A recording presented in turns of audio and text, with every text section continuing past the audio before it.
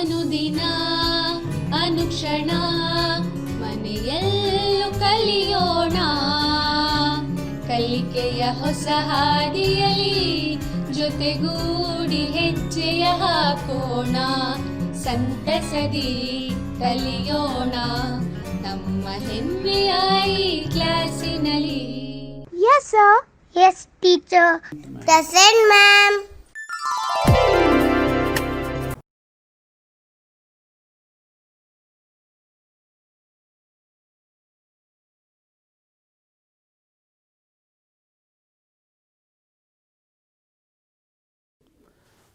ಎಲ್ರಿಗೂ ನಮಸ್ಕಾರ. ನನ್ನ ಹೆಸರು ವಿ ರಾಜ ಅಂತ. ಬೆಂಗಳೂರಿನ ಬಸವನಗುಡಿಯ ನ್ಯಾಷನಲ್ ಹೈಸ್ಕೂಲಿನಲ್ಲಿ ಕನ್ನಡ ಅಧ್ಯಾಪಕನಾಗಿ ಸೇವೆಯನ್ನು ಸಲ್ಲಿಸ್ತಾ ಇದ್ದೀನಿ. ಪ್ರೀತಿಯ ಮಕ್ಕಳೇ, 10ನೇ ತರಗತಿಯ ಸಿರಿ ಕನ್ನಡ ಪ್ರಥಮ ಭಾಷೆ ಕನ್ನಡವನ್ನು ಅಧ್ಯಯನ ಮಾಡ್ತಾ ಇರುವಂಥ ಎಲ್ಲ ಮಕ್ಕಳಿಗೆ ಈ ತರಗತಿಗೆ ಹೃತ್ಪೂರ್ವಕವಾಗಿ ಸ್ವಾಗತವನ್ನು ಕೋರ್ತಾ ಇದ್ದೇನೆ. ಇವತ್ತು ಯುದ್ಧ ಗದ್ಯದ ಬಗ್ಗೆ ಅಭ್ಯಾಸ ಮಾಡೋಣ. ಒಂದು ಚಟುವಟಿಕೆಯ ಮೂಲಕ ಇವತ್ತಿನ ತರಗತಿಯನ್ನು ಶುರು ಮಾಡೋಣ. ಏನು ಚಟುವಟಿಕೆ? ಒಂದು ಒಗಟನ್ನು ಬಿಡಿಸೋದು. ಈ ಒಗಟನ್ನು ನೀವು ಬಿಡಿಸಬಲ್ಲಿರಾ? ಏನು ಒಗಟು ನೋಡಿ ಒಂದು ಸಾರಿ.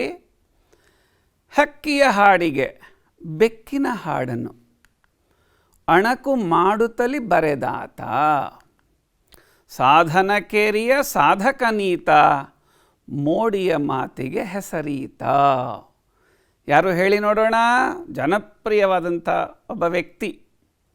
ಹಕ್ಕಿಯ ಹಾಡಿಗೆ ಬೆಕ್ಕಿನ ಹಾಡನ್ನು ಅಣಕು ಮಾಡುತ್ತಲಿ ಬರೆದಾತ, ಸಾಧನಕೇರಿಯ ಸಾಧಕನೀತ, ಮೋಡಿಯ ಮಾತಿಗೆ ಹೆಸರೀತ.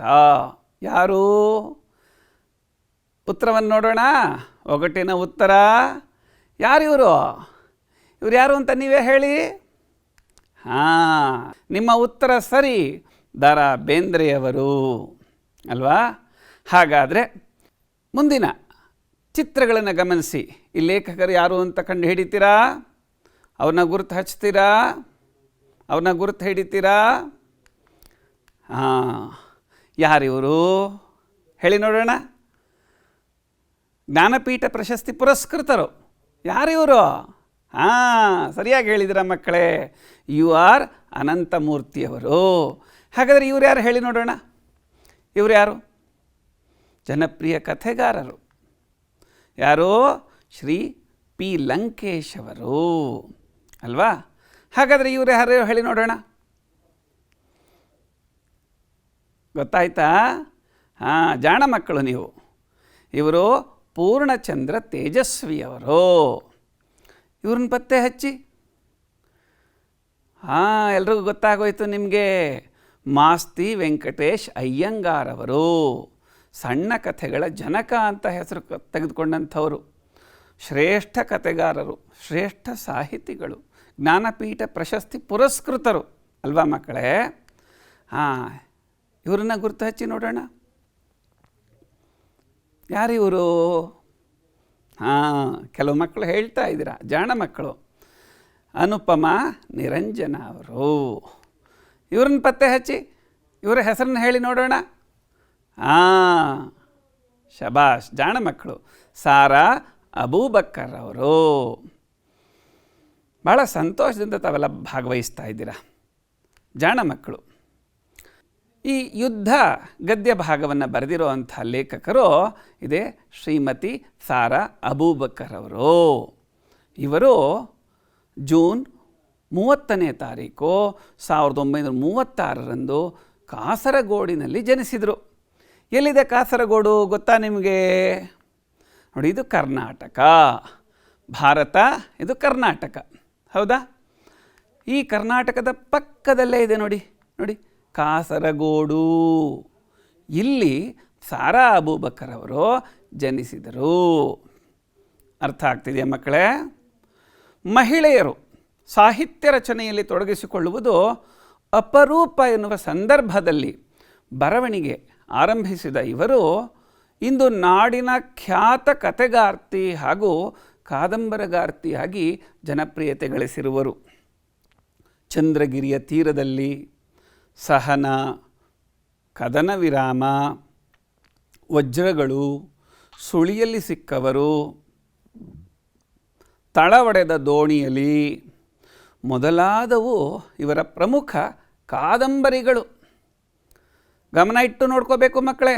ಇದ್ರ ಬಗ್ಗೆ ಕೊನೆಯಲ್ಲಿ ಒಂದು ರಸಪ್ರಶ್ನೆ ಇದೆ. ರಸಪ್ರಶ್ನೆಗೆ ಉತ್ತರ ಕೊಡಬೇಕು ನೀವು. ಹಾಗಾಗಿ ಗಮನ ಇಟ್ಟು ಪಾಠವನ್ನು ಕೇಳಿಸ್ಕೋಬೇಕು. ಇದಲ್ಲದೆ ಚಪ್ಪಲಿಗಳು, ಖೆಡ್ಡ, ಅರ್ಧರಾತ್ರಿಯಲ್ಲಿ ಹುಟ್ಟಿದ ಕೂಸು, ಪಯಣ, ಇವು ಇವರ ಕಥಾ ಸಂಕಲನಗಳು. ನೋಡಿ ಎಷ್ಟೊಂದು ಕೃತಿಗಳನ್ನು ರಚನೆ ಮಾಡಿದ್ದಾರೆ. ಅವುಗಳಲ್ಲಿ ಕೆಲವು ಕೃತಿಗಳನ್ನು ಇವತ್ತು ನೋಡೋಣ. ನೋಡಿ, ಸಹನ, ಸಾರಾ ಅಬೂಬಕರ್ ಅವರು ರಚನೆ ಮಾಡಿರುವಂಥದ್ದು. ಸುಳಿ, ವಜ್ರಗಳು, ಚಂದ್ರಗಿರಿಯ ತೀರದಲ್ಲಿ, ನೋಡಿ ಕೃತಿಯನ್ನು. ಮುಖ್ಯವಾಗಿ ಇವತ್ತು ಇದರ ಬಗ್ಗೆ ಮಾತಾಡ್ತಿದ್ದೀವಿ. ಚಪ್ಪಲಿಗಳು, ಆಯ್ದ ಕಥೆಗಳು. ಇದರಿಂದ ಆಯ್ದಂಥ ಒಂದು ಗದ್ಯ ಭಾಗವನ್ನು ಇವತ್ತು ನಾವು ಅಭ್ಯಾಸ ಮಾಡ್ತಾ ಇದ್ದೀವಿ. ಗೊತ್ತಾಯ್ತಾ ಮಕ್ಕಳೇ?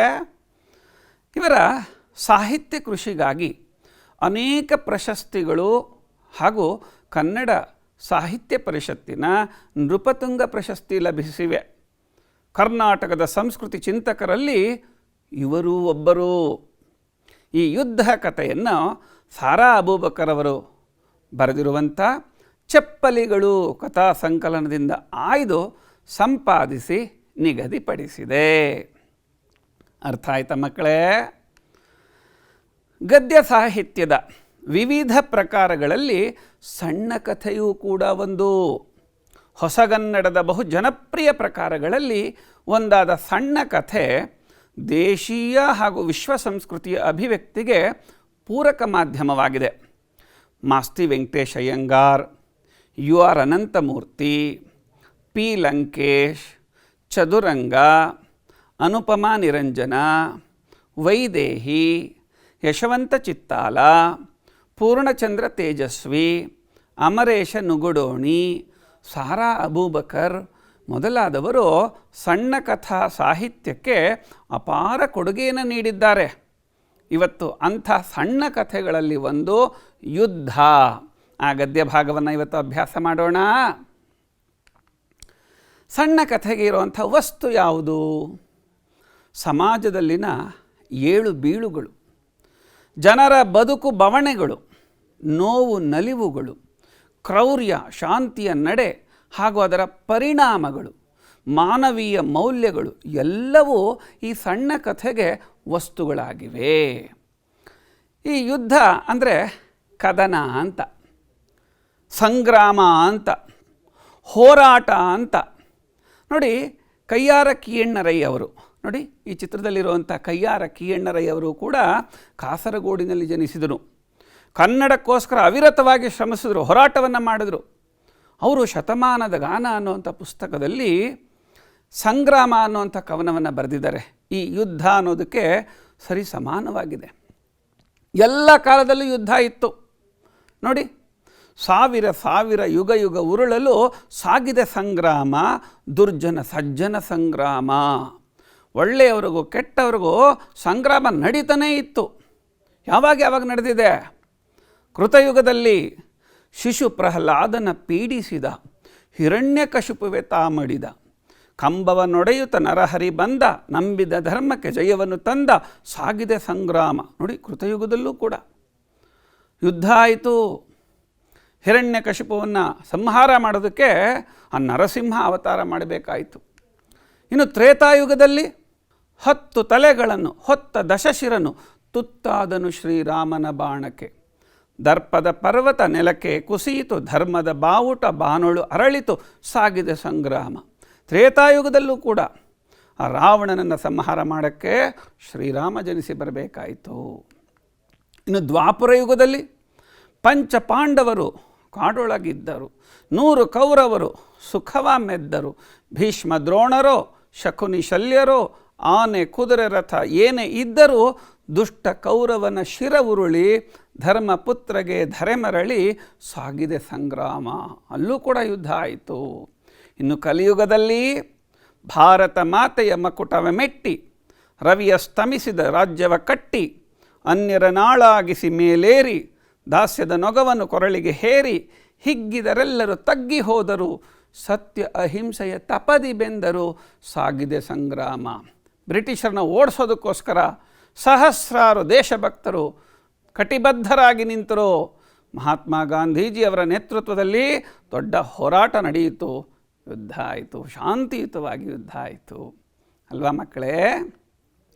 ಈ ಯುದ್ಧದ ಪರಿಣಾಮ ಏನು? ಯುದ್ಧ ಇತಿಹಾಸದ ಉದ್ದಕ್ಕೂ ಇರುವಂಥದ್ದೇ ಆಗಿದೆ. ಯಾವ್ಯಾವ ಕಾರಣಗಳಿಗೋಸ್ಕರ ಯುದ್ಧ ಆಗುತ್ತೆ ಗೊತ್ತಾ ಮಕ್ಕಳೇ?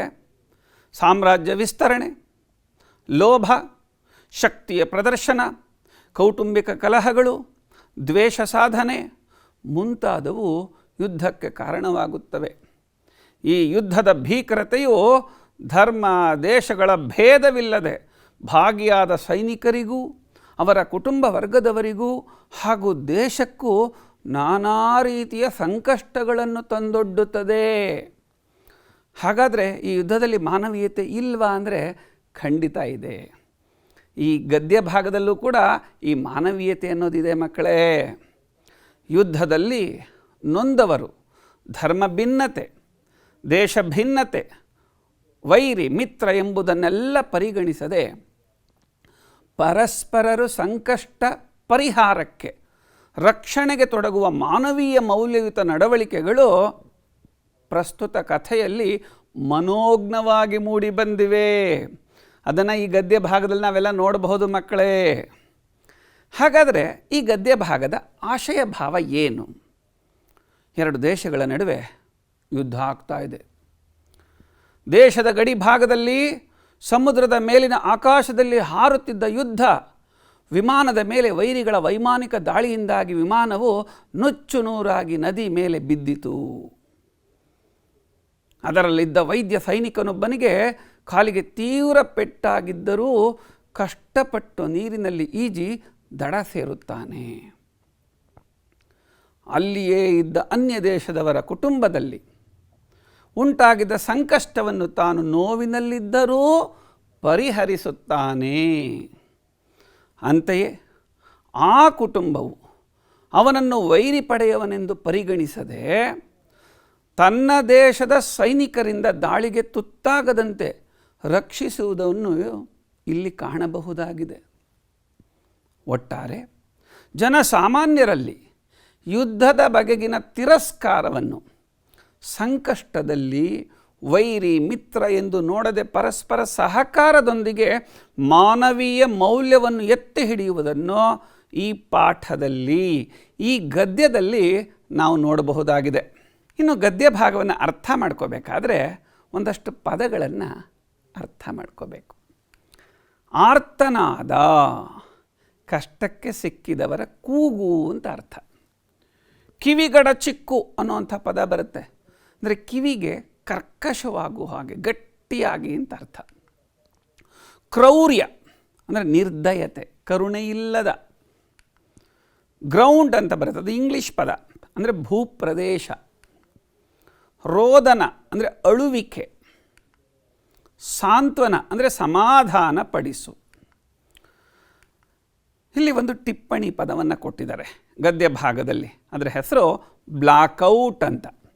ಈ ಬ್ಲಾಕ್ಔಟ್ ನಿಯಮ ಯುದ್ಧ ಕಾಲದಲ್ಲಿ ರಾತ್ರಿ ವೇಳೆ ಶತ್ರು ಸೈನಿಕರು ವೈಮಾನಿಕ ದಾಳಿ ಮಾಡಲು ಅವಕಾಶವಾಗದಂತೆ ವಿದ್ಯುತ್ ದೀಪ ಬೆಂಕಿಯನ್ನು ಉರಿಸದೆ ಕತ್ತಲಿನಲ್ಲಿದ್ದು ರಕ್ಷಿಸಿಕೊಳ್ಳುವುದು ಅಂತ ಅರ್ಥ. ಯಾರೂ ದೀಪವನ್ನು ಹಚ್ಚೋ ಹಾಗಿಲ್ಲ, ಯಾಕೆಂದರೆ ಮೇಲ್ಗಡೆ ಯುದ್ಧ ವಿಮಾನ ಹೋಗ್ತಾ ಇರುತ್ತೆ. ಎಲ್ಲಿ ಬೆಳಕು ಕಾಣುತ್ತೆ ಅಲ್ಲಿ ಹಳ್ಳಿ ಇದೆ ಅಂದ್ಬಿಟ್ಟು ಅಲ್ಲಿ ಬಾಂಬನ್ನು ಹಾಕಿಬಿಡ್ತಾರೆ. ಅದಕ್ಕೋಸ್ಕರ ಎಲ್ಲರೂ ಬ್ಲಾಕ್ಔಟ್ ನಿಯಮವನ್ನು ಪಾಲನೆ ಮಾಡಬೇಕು ಅಂತ ಒಂದು ನಿಯಮ ಇರುತ್ತೆ. ಇನ್ನು ಮಕ್ಕಳೇ, ನಾವೆಲ್ಲರೂ ಬಾಯ್ದೆರೆ ವಾಚನ, ಗದ್ಯ ವಾಚನವನ್ನು ನಾವು ಮಾಡಬೇಕು. ಎಲ್ಲರೂ ಪಠ್ಯಪುಸ್ತಕವನ್ನು ತೆರೀರಿ. ಸಿರಿ ಕನ್ನಡ ಪಠ್ಯಪುಸ್ತಕ ನೋಡಿ, ತಮ್ಮ ಹತ್ರ ಇದು ಇದೆ ಅಂತ ಭಾವಿಸ್ತೀನಿ. ಶಾಲೆಯಿಂದ ತಮಗೆ ಕೊಟ್ಟಿದ್ದಾರೆ. ಒಂದು ವೇಳೆ ಕೊಟ್ಟಿಲ್ಲ ಅಂತಂದರೆ KTBS ಅಲ್ಲಿ ತಾವು ಇದನ್ನು ಡೌನ್ಲೋಡ್ ಮಾಡಿಕೊಳ್ಬಹುದು. ಎಲ್ಲರೂ ಕೂಡ ಈ ರೀತಿಯ ಗದ್ಯ ವಾಚನ ಆಗುವಾಗ ಬಾಯ್ದೆರೆ ಓದು ಸಂದರ್ಭದಲ್ಲಿ ಪಠ್ಯಪುಸ್ತಕವನ್ನು ತೆಗೆದು ಗದ್ಯ ಭಾಗವನ್ನು ತೆಗೆದಿರಬೇಕು ಮಕ್ಕಳೇ. ಈಗ ನಾನು ಗದ್ಯ ವಾಚನವನ್ನು ಮಾಡ್ತೀನಿ. ಎಲ್ಲರೂ ಗಮನವಿಟ್ಟು ನೋಡಬೇಕು, ಕೇಳಿಸ್ಕೋಬೇಕು. ಅದನ್ನು ಆಮೇಲೆ ನೀವು ಅನುಕರಣೆ ಮಾಡಬೇಕಾಗತ್ತೆ. ಓದುವುದು ಒಂದು ಕಲೆ. ಓದಿನಿಂದ ವಿಕಾಸ, ಓದಿನಿಂದಲೇ ಶಾಂತಿ. ಓದು ಅರಿವಿಗೆ ದಾರಿ, ದಿವ್ಯತೆಗೆ ಕೊಂಡಿ. ಈ ಭಾಳ ಕ್ಲಿಷ್ಟತೆಗೆ ಪರಿಹಾರ ಓದುವಿಕೆ, ಅಧ್ಯಯನ ಪರಮಗುಣ ಮುದ್ದುರಾಮ. ಓದುವುದನ್ನು ಅಭ್ಯಾಸ ಮಾಡಬೇಕು. ಸ್ಪಷ್ಟವಾಗಿ ಸ್ಫುಟವಾಗಿ ಅಭ್ಯಾಸ ಮಾಡಬೇಕು, ಓದಬೇಕು. ನಾನೀಗ ಓದ್ತೀನಿ, ನೀವೆಲ್ಲರೂ ನೋಡ್ಕೊಳ್ಳಿ. ಆಮೇಲೆ ಅದನ್ನು ಅರ್ಥಗ್ರಹಿಕೆಯನ್ನು ಮಾಡೋಣ. ಆಗಬಹುದಾ? Doctor radio ಸಬನಾಗಿ ಕಾರ್ಯನಿರ್ವಹಿಸುತ್ತಿಲ್ಲ. ಗ್ರೌಂಡಿನೊಡನೆ ಸಂಪರ್ಕ ಬೆಳೆಸಲು ಸಾಧ್ಯವಾಗುತ್ತಿಲ್ಲ. ಎಲ್ಲಾದರೂ ಹೇಗಾದರೂ ಇಳಿಯೋಣವೆಂದರೆ ಈ ಕತ್ತಲೆಯಲ್ಲಿ ಏನೂ ಕಾಣಿಸ್ತಾ ಇಲ್ಲವಲ್ಲ. ವಿಮಾನದ ಪೈಲಟ್ ನುಡಿದನು. ನೋಡಿ, ಅಲ್ಲಿ ಲೇಖನ ಚಿಹ್ನೆಗಳನ್ನು ಗಮನಿಸಬೇಕು. ಭಾವನೆಯ ಸಹಿತವಾಗಿ ಗದ್ಯವನ್ನು ವಾಚನ ಮಾಡಬೇಕು, ಓದಬೇಕು ಮಕ್ಕಳೇ. ಅರ್ಥ ಆಯ್ತಾ? ನೋಡಿ, ಡಾಕ್ಟರ್ ರಾಹಿಲ್ ಅವನು ಸೇನಾ ವೈದ್ಯ, ಇನ್ನೊಬ್ಬರು ಪೈಲಟ್. ಅವರಿಬ್ಬರು ಕೂಡ ಯುದ್ಧ ವಿಮಾನದಲ್ಲಿ ಪ್ರಯಾಣ ಮಾಡ್ತಾ ಇದ್ದಾರೆ. ಹೇಳ್ತಾನೆ ಅವನು, ಡಾಕ್ಟರ್ ಯಾಕೋ ಸರಿಯಾಗಿ ರೇಡಿಯೋ ಕೆಲಸ ಮಾಡ್ತಾ ಇಲ್ಲ, ಗ್ರೌಂಡಿನೊಡನೆ ಸಂಪರ್ಕ ಸಾಧ್ಯ ಆಗ್ತಾ ಇಲ್ಲ. ಆ ರೀತಿ ಹೇಳಿದಾಗ ರಾಹಿಲ್ನಿಗೂ ಏನು ಮಾಡಬೇಕು ಅಂತ ಗೊತ್ತಾಗಲಿಲ್ಲ. ನೋಡಿ, ಮತ್ತೆ ಗದ್ಯ ವಾಚನ ಎಲ್ಲರೂ ನೋಡ್ಕೊಳ್ಳಿ. ಇದು ನಮ್ಮ ಪ್ರದೇಶವೇ, ವೈರಿಗಳ ಪ್ರದೇಶವೇ ಎಂದೂ ಕೂಡ ಗೊತ್ತಾಗ್ತಾ ಇಲ್ಲ. ಹೇಗಾದರೂ ನೆಲ ಮುಟ್ಟಿದರೆ ಸಾಕಾಗಿತ್ತು ಎನ್ನುತ್ತಾ ರಾಹಿಲ್ ತನ್ನ ಕೈಯಲ್ಲಿದ್ದ ಔಷಧ ಮತ್ತು ತುರ್ತು ಪರಿಸ್ಥಿತಿಗೆ ಬೇಕಾದ ಶಸ್ತ್ರಚಿಕಿತ್ಸಾ ಸಾಮಾನುಗಳ ಪೆಟ್ಟಿಗೆಯನ್ನು ಇನ್ನಷ್ಟು ಭದ್ರವಾಗಿ ಹಿಡಿದುಕೊಂಡನು. ಅಷ್ಟರಲ್ಲಿ ವಿಮಾನ ಭಯಂಕರ ಶಬ್ದದೊಡನೆ ಸ್ಫೋಟಿಸಿ ನೂರಾರು ಹೋಳುಗಳಾಗಿ ಚದುರಿ ಬಿತ್ತು. ಢಮ್ ಅಂತ ಶಬ್ದ ಆಯಿತು. ನೋಡಿ, ಇದು ನಮ್ಮ ಪ್ರದೇಶವೇ, ವೈರಿಗಳ ಪ್ರದೇಶವೇ, ಗೊತ್ತಾಗ್ತಾ ಇಲ್ವಲ್ಲ. ರಾಹಿಲ್ ತನ್ನ ಕೈಯಲ್ಲಿದ್ದ ಔಷಧ ಮತ್ತು ತುರ್ತು ಪರಿಸ್ಥಿತಿಗೆ ಬೇಕಾದ ಶಸ್ತ್ರ ಸಾಮಾನುಗಳ ಪೆಟ್ಟಿಗೆಯನ್ನು ಭದ್ರವಾಗಿ ಹಿಡ್ಕೊಂಡ. ಅದು ಅವಶ್ಯಕತೆ ಇದೆ ಅಂತ ಹೇಳಿ. ಆದರೆ ಏನಾಯಿತು? ವಿಮಾನ ಸ್ಫೋಟ ಆಗೋಯಿತು. ಅಷ್ಟರಲ್ಲಿ ವಿಮಾನ ಭಯಂಕರ ಶಬ್ದದೊಡನೆ ಸ್ಫೋಟಿಸಿ ನೂರಾರು ಹೋಳುಗಳಾಗಿ ಚದುರಿ ಬಿತ್ತು. ಅದು ಸಮುದ್ರದಲ್ಲಿ ಬಿದ್ದೋಯಿತು. ನೋಡಿ, ನೀರಿನ ಆಳದಲ್ಲಿ ಎಚ್ಚರಗೊಂಡ ಡಾಕ್ಟರ್ ರಾಹಿಲ್ ಕಷ್ಟಪಟ್ಟು ಮೇಲೆ ಬಂದನು. ಒಂದು ಕಾಲನ್ನು ಅಲುಗಿಸಲಾಗದಿದ್ದರೂ ಹೇಗೋ ಈಜತೊಡಗಿದನು. ತಾನು ತೀರದ ಕಡೆಗೆ ಹೋಗುತ್ತಿದ್ದೇನೆಯೇ ಅಥವಾ ಸಾಗರದ ಕಡೆಗೆ ಹೋಗುತ್ತಿದ್ದೇನೆಯೇ ಗೊತ್ತಾಗ್ತಾ ಇರಲಿಲ್ಲ. ಸೈನಿಕ ಉಡುಪಿನಲ್ಲಿ ಈಜಲು ಬಹಳ ತೊಂದರೆಯಾಗುತ್ತಿತ್ತು. ಬಹಳ ಹೊತ್ತು ಈಜಿ ಕೈ ಸೋತು ಇನ್ನೇನು ಮುಳುಗುವುದೇ ಎಂದು ಹತಾಶೆಯಿಂದ ಕೊನೆಯ ಬಾರಿ ತಲೆ ಎತ್ತಿದಾಗ ಕಣ್ಣು ಕೋರೈಸುವ ಮಿಂಚೊಂದು ಮಿಂಚಿ ಸಮೀಪದಲ್ಲೇ ತೀರವಿರುವುದನ್ನು ಪರಿಚಯಿಸಿತು. ಕಿವಿ ಗಡಚಿಕ್ಕುವ ಗುಡುಗೊಂದು ಹಿಂಬಾಲಿಸಿತು. ಹೀಗೆ ಓದಬೇಕು ಮಕ್ಕಳೇ. ನೀರಿನ ಆಳದಲ್ಲಿ ಎಚ್ಚರಗೊಂಡ, ಬಿದ್ದೋಗಿದ್ದಾನೆ. ಅದೃಷ್ಟವಶಾತ್ ಅವನೊಬ್ಬ ಬದುಕಿದ್ದಾನೆ. ಅವನಿಗೆ ಎಚ್ಚರ ಆಯಿತು, ಓಹೋ, ವಿಮಾನ ಸ್ಫೋಟ ಆದರೂ ಕೂಡ ನಾನು ಬದುಕಿದ್ದೀನಿ. ಕತ್ತಲೆ ಕಾಣಿಸ್ತಾ ಇಲ್ಲ, ಈಜ್ತಾ ಇದ್ದಾನೆ. ಹೇಗಾದರೂ ಮಾಡಿ ದಡ ಸೇರಬೇಕು ಅಂಥೇಳಿ ಈಜ್ತಾ ಇದ್ದಾನೆ. ಆದರೆ ಕಾಣಿಸ್ತಾ ಇಲ್ಲ ಕತ್ತಲೆ. ಸೈನಿಕ ಉಡುಪಿನಲ್ಲಿ ಈಜಲು ಬಹಳ ತೊಂದರೆ ಆಗ್ತಾಯಿತ್ತು. ಬಹಳ ಕಷ್ಟಪಟ್ಟು ಈಜ್ದ.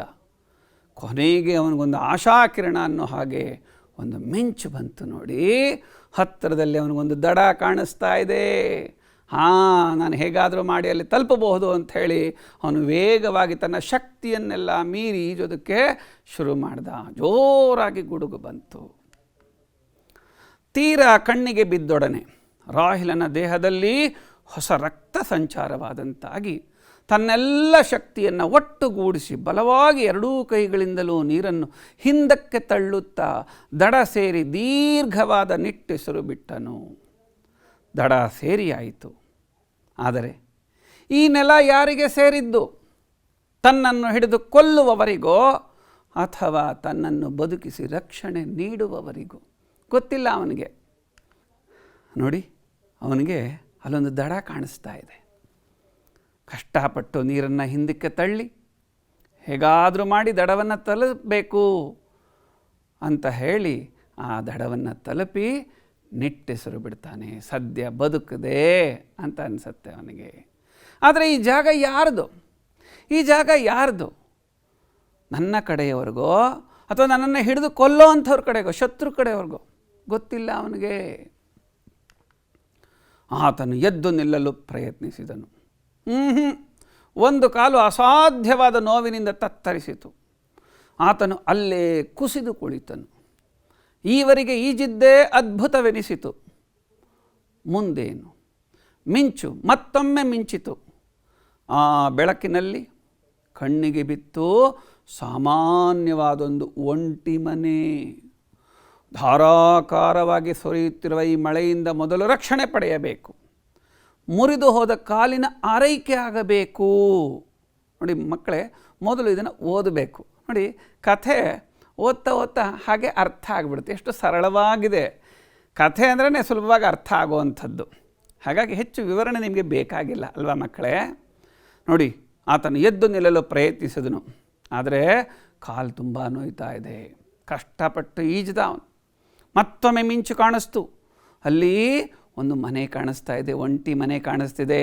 ಹೇಗಾದರೂ ಮಾಡಿ ನಾನು ಈ ಮನೆ ಹತ್ರ ಹೋಗಬೇಕು, ನನ್ನ ಒಂದು ಪ್ರಾಣವನ್ನು ಉಳಿಸ್ಕೊಳ್ಬೇಕು, ರಕ್ಷಣೆ ಮಾಡ್ಕೋಬೇಕು ಅಂಥೇಳಿ ಆ ಮನೆ ಹತ್ರ ತೆವಳ್ಕೊಂಡು ಹೋಗ್ತಾ ಇದ್ದಾನೆ. ಧಾರಾಕಾರವಾಗಿ ಸುರಿಯುತ್ತಾ ಇದೆ ಮಳೆ. ಧಾರಾಕಾರವಾಗಿ ಸುರಿಯುತ್ತಿರುವ ಈ ಮಳೆಯಿಂದ ಮೊದಲು ರಕ್ಷಣೆ ಪಡೆಯಬೇಕು. ಮುರಿದು ಹೋದ ಕಾಲಿನ ಆರೈಕೆಯಾಗಬೇಕು. ನೋಡಿ, ಮಳೆ ಜೋರಾಗಿ ಸುರಿತಾ ಇದೆ. ಅದರಿಂದ ರಕ್ಷಣೆಯನ್ನು ಪಡಿಬೇಕಾಗಿದೆ. ಈ ಕೆಲಸ ಆಗಬೇಕಾಗಿದೆ ಅಂತ ಅವನು ಅಂದ್ಕೊಳ್ತಾನೆ. ಆತನು ಕತ್ತಲಲ್ಲೇ ತೆವಳತೊಡಗಿದನು. ಒಂದಷ್ಟು ದೂರ ಚಲಿಸಿದ್ದನೋ ಇಲ್ಲವೋ, ಮಹಿಳೆಯೊಬ್ಬಳ ಆರ್ತನಾದ ಆ ಮಳೆಯ ಶಬ್ದವನ್ನೂ ಭೇದಿಸಿ ಆತನ ಕಿವಿಯೊಳಗೆ ನುಗ್ಗಿತು. ಆತನು ಬೆಚ್ಚಿದನು. ಆ ಮಹಿಳೆ ಯಾವ ರೀತಿಯ ಅಪಾಯದಲ್ಲಿ ಸಿಲುಕಿದ್ದಾಳೆ? ಆ ಮನೆಯೊಳಗೆ ಏನು ಸಂಭವಿಸುತ್ತಿದೆ? ತಾನೀಗ ಈ ಕದವನ್ನು ತಟ್ಟಿದರೆ ಪರಿಣಾಮ ಏನಾಗಬಹುದು? ಆ ಮನೆಯಿಂದ ಒಂದೇ ಒಂದು ಬೆಳಕಿನ ಕಿರಣವು ಹೊರಗಡೆಗೆ ಹಾಯುತ್ತಿರಲಿಲ್ಲ. ಗಡಿ ಪ್ರದೇಶದಲ್ಲಿ ವಿಮಾನ ದಾಳಿಯಿಂದ ರಕ್ಷಿಸಿಕೊಳ್ಳಲು ಬ್ಲಾಕ್ಔಟ್ ನಿಯಮ ಪಾಲಿಸಲಾಗುತ್ತಿದೆ. ಇಂತಹ ಈ ಸಮಯದಲ್ಲಿ ಆ ಮನೆಯೊಳಗೆ ಯಾವ ರೀತಿಯ ಕ್ರೌರ್ಯ ನಡೆಯುತ್ತಿದೆ? ರಾಹಿಲನ ಮನಸ್ಸಿನಲ್ಲಿ ಆಲೋಚನೆ ಪ್ರಾರಂಭ ಆಯಿತು. ನೋಡಿ, ಅಲ್ಲಿ ಒಂಟಿ ಮನೆ ಇದೆ. ಆ ಮನೆಯಲ್ಲಿ ಒಂದು ಆರ್ತನಾದ ಕೇಳಿಸ್ತಾ ಇದೆ. ಕಾಪಾಡಿ ಕಾಪಾಡಿ ಅಂತ ಶಬ್ದ ಕೇಳಿಸ್ತಾ ಇದೆ.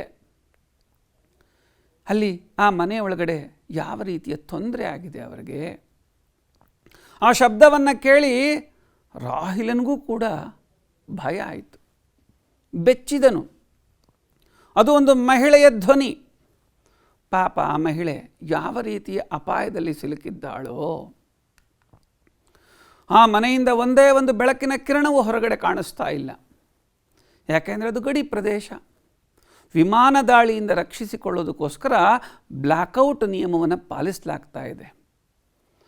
ಇಂತಹ ಈ ಸಮಯದಲ್ಲಿ ಆ ಮನೆಯೊಳಗೆ ಯಾವ ರೀತಿಯ ಕ್ರೌರ್ಯ ನಡೆಯುತ್ತಿದೆ ಅಂತ ರಾಹಿಲಿನ ಮನಸ್ಸಿನಲ್ಲಿ ದ್ವಂದ್ವ ಶುರುವಾಯಿತು. ಅರ್ಥ ಆಗ್ತಿದೆಯಾ ಮಕ್ಕಳೇ? ಹೀಗೆ ಗದ್ಯ ಭಾಗವನ್ನು ಓದಿ ಅಲ್ಲಿರುವಂಥ ಮುಖ್ಯಾಂಶಗಳನ್ನು ಅರ್ಥ ಮಾಡಿಕೊಳ್ಳುವತ್ತ ನಮ್ಮ ಗಮನವನ್ನು ಹರಿಸಬೇಕು. ಈ ಗದ್ಯ ಭಾಗದ ಸ್ವಲ್ಪ ಭಾಗವನ್ನು ತಾವೆಲ್ಲ ಅಭ್ಯಾಸ ಮಾಡಿದ್ದೀರ. ಇದರಲ್ಲಿ ರಸಪ್ರಶ್ನೆಯನ್ನು ಕೇಳ್ತೀನಿ. ತಾವೆಲ್ಲ ಪಾಠವನ್ನು ಎಷ್ಟು ಚೆನ್ನಾಗಿ ಕೇಳಿಸ್ಕೊಂಡಿದ್ದೀರಾ, ಅರ್ಥ ಮಾಡ್ಕೊಂಡಿದ್ದೀರಾ ಅಂತ ಇದರಿಂದ ಅರ್ಥ ಆಗುತ್ತೆ. ಪ್ರಶ್ನೆ ಕೇಳಲಾ? ಉತ್ತರ ಹೇಳಲಿಕ್ಕೆ ಸಿದ್ಧವಾಗಿದ್ದೀರಾ? ರಾಹಿಲನ ದೇಹದಲ್ಲಿ ಸಂಚಾರವಾದದ್ದು ಏನು? ಎ ಶಕ್ತಿ, ಬಿ ವಿದ್ಯುತ್, ಸಿ ಹೊಸ ರಕ್ತ, ಡಿ ಮಿಂಚು. 5 ಸೆಕೆಂಡುಗಳ ಕಾಲ ನಿಮಗೆ ಸಮಯ ಇದೆ. ಉತ್ತರ ಹೇಳಿ ನೋಡೋಣ. ರಾಹಿಲನ ದೇಹದಲ್ಲಿ ಸಂಚಾರವಾದದ್ದು ಯಾವುದು? ಪುಸ್ತಕ ನೋಡ್ಕೊಂಡು ಹೇಳ್ತಿದ್ದೀರಾ? ಹಾಗೆ ನೆನಪು ಮಾಡ್ಕೊಳ್ಳೋಕೆ ಪ್ರಯತ್ನ ಮಾಡಿ. ಉತ್ತರ ನೋಡೋಣ. ಈಗ ನಿಮ್ಮ ಉತ್ತರ ಸರಿನಾ ಅಂತ ನೋಡೋಣ. ಅಂಕ ಹಾಕ್ಕೋಬೇಕು ನೀವು. ಶಕ್ತಿ ಅಲ್ಲ, ವಿದ್ಯುತ್ ಅಲ್ಲ, ಮಿಂಚು ಅಲ್ಲ. ಹಾಗಾದರೆ ರಾಹಿಲನ ದೇಹದಲ್ಲಿ ಸಂಚಾರವಾದದ್ದು ಯಾವುದೋ? ಹೊಸ ರಕ್ತ ಸಂಚಾರವಾದಂತಾಯಿತು ಅಲ್ವಾ? ಸರಿಯಾಗಿದ್ದರೆ 1 ಅಂಕ ನಿಮಗೆ. ಮುಂದಿನ ಪ್ರಶ್ನೆ ನೋಡೋಣ. ರಾಹಿಲನು ಒಬ್ಬ ಯಾರು? ಪಾಠವನ್ನು ಕೇಳಿದಿರಾ, ಗದ್ಯ ಭಾಗವನ್ನು ಅರ್ಥ ಮಾಡ್ಕೊಂಡಿದ್ದೀರಾ? ಉತ್ತರ ಹೇಳಿ ನೋಡೋಣ. ಎ ವಕೀಲ, ಬಿ ಸೇನಾ ವೈದ್ಯ, ಸಿ ಪೈಲಟ್, ಡಿ ರೈತ. ಯಾವುದು ಉತ್ತರ? ಉತ್ತರ ಗೊತ್ತಾಗೋಗಿದೆ ನಿಮಗೆ. ನಗ್ತಾ ಇದ್ರೆ ಮಕ್ಕಳು, ಇಷ್ಟು ಸುಲಭವಾದ ಪ್ರಶ್ನೆ ಕೇಳಿದ್ದೀರಾ ಅಂತ. ಉತ್ತರ ನೋಡೋಣ. ನೀವು ಅಂದ್ಕೊಂಡಿರೋ ಉತ್ತರ ಸರಿ ಇದೆಯಾ ಅಂತ. ಅಲ್ಲ, ರೈತ ಅಲ್ಲ, ಪೈಲಟ್ ಅಲ್ಲ. ಉತ್ತರ ಸರಿಯಾದದ್ದು ಯಾವುದು? ರಾಹಿಲನು ಒಬ್ಬ ಸೇನಾ ವೈದ್ಯ. ಸರಿಯಾದ ಉತ್ತರ. ಅಂಕಗಳ ಹಾಕ್ಕೊಳ್ಳಿ ನೀವು. ಮುಂದಿನ ಪ್ರಶ್ನೆ ನೋಡೋಣ. ಯುದ್ಧ ಪಾಠದ ಆಕರ ಗ್ರಂಥ ಯಾವುದು? ಬೇಗ ಬೇಗ ನೋಡಿ. ಎ ಸಹನ, ಬಿ ವಜ್ರಗಳು, ಸಿ ಪಯಣ, ಡಿ ಚಪ್ಪಲಿಗಳು. ಸರಿಯಾದ ಉತ್ತರ ಯಾವುದು ಹೇಳಿ ನೋಡೋಣ.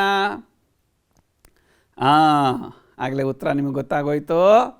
ಉತ್ತರ ಯಾವುದು ಅಂತ ನೋಡೋಣ. ಸಹನ ಅಲ್ಲ. ಸರಿಯಾದ ಉತ್ತರ ಚಪ್ಪಲಿಗಳು. ಶಬಾಷ್, ಜಾಣ ಮಕ್ಕಳು. ಹಾಗಾದರೆ ಮುಂದಿನ ಪ್ರಶ್ನೆ ನೋಡೋಣ. ಸಾರಾ ಅಬೂಬಕರ್ ಅವರು ಜನಿಸಿದ ಇಸವಿ. A 1913, B 1963, C 1916, D 1936. ಸರಿಯಾದ ಉತ್ತರ ಹೇಳಿ ನೋಡೋಣ. ಉತ್ತರ ಆಗಲೇ ಗೊತ್ತಾಗ್ತಿದೆ ಮಕ್ಕಳಿಗೆ. ಸರಿಯಾದ ಉತ್ತರ ಯಾವುದು? 1936. ಶಬಾಷ್ ಮಕ್ಕಳೇ. ಈ ಪ್ರಶ್ನೆ ನೋಡೋಣ. ಕದನ ವಿರಾಮ ಎಂಬುದು ಈ ಕೃತಿ ಯಾವ ಸಾಹಿತ್ಯ ಪ್ರಕಾರಕ್ಕೆ ಸೇರಿದೆ? ನೋಡೋಣ ಹೇಳಿ. ಎ ಕಾದಂಬರಿ, ಬಿ ಕವನ ಸಂಕಲನ, ಸಿ ಕಥಾ ಸಂಕಲನ, ಡಿ ಪ್ರವಾಸ ಕಥನ. ಉತ್ತರ ಗೊತ್ತಾಗೋಯ್ತಾ? ಪುಸ್ತಕ ನೋಡ್ತಿದ್ದೀರಾ? ಹೇಳಿ ನೋಡೋಣ. ಸರಿಯಾದ ಉತ್ತರ ಕಾದಂಬರಿ. ಶಬಾಷ್ ಮಕ್ಕಳೇ, ಬಹಳ ಉತ್ಸಾಹದಿಂದ ತಾವು ಈ ಒಂದು ತರಗತಿಯಲ್ಲಿ ಭಾಗವಹಿಸಿದ್ದೀರಾ. ಇದಿನ್ನೂ ಮುಂದುವರಿಯುತ್ತೆ. ಇದು ಮೊದಲನೇ ಅವಧಿ. ಇನ್ನೂ 2 ಅವಧಿಗಳಲ್ಲಿ ಯುದ್ಧ ಪಾಠವನ್ನು ಮುಂದುವರಿಸೋಣ. ಹಾಗಾದರೆ ಗೃಹ ಪಾಠ ಬರ್ಕೋಬೇಕಲ್ವಾ? ಇವತ್ತೇನು ಕಲ್ತಿದ್ದೀರಾ ಅದನ್ನು ಪ್ರಶ್ನೆಗಳು ಬರ್ಕೊಳ್ಳಿ. ನಿಮ್ಮ ಶಿಕ್ಷಕರಿಗೆ ಈ ಉತ್ತರಗಳನ್ನು ಬರೆದು ತೋರಿಸಿ. ಮೊದಲನೇ ಪ್ರಶ್ನೆ, ಗಡಿ ಪ್ರದೇಶಗಳಲ್ಲಿ ಬ್ಲ್ಯಾಕ್ಔಟ್ ನಿಯಮವನ್ನು ಏತಕ್ಕಾಗಿ ಪಾಲಿಸಲಾಗುತ್ತದೆ? ಬರ್ಕೋತಾ ಇದ್ದೀರಾ? ಒಳ್ಳೆ ಮಕ್ಕಳು. ಉತ್ತರ ಗೊತ್ತು ನಿಮಗೆ. 2ನೇದು, ರಾಹಿಲನು ತುರ್ತು ಪರಿಸ್ಥಿತಿ ನಿರ್ವಹಣೆಗೆ ಭದ್ರವಾಗಿ ಹಿಡಿದುಕೊಂಡಿದ್ದೇನೋ? 3ನೇ ಪ್ರಶ್ನೆ, ಡಾಕ್ಟರ್ಗೆ ವಿಮಾನದ ಪೈಲಟ್ ಏನು ಹೇಳಿದನು?